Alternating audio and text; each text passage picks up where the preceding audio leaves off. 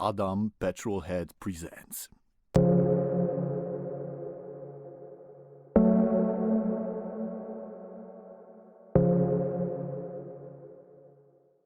Hi everybody, I will show you how to reset service light on. This is the Volkswagen PASSAT B8. So the procedure is very simple. What we do is ignition has to be turned off. We press the 00 trip button, hold it, ignition on, and then you will see reset oil change service. Release it, press it again, service reset, that's all sorted.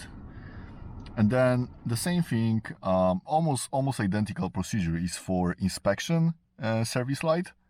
So what we do, once again, the same steps. Press the trip button, hold it, ignition on, and then we still hold it, and then reset inspection. Are you sure? Yes. Service reset. That's it. That's all sorted. And then to confirm that the change had been made, what you can do is when the ignition is on or the engine is on, you just press and hold the trip button.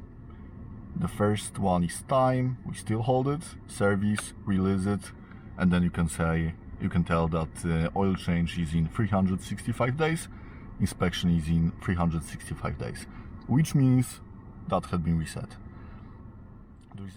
And voila!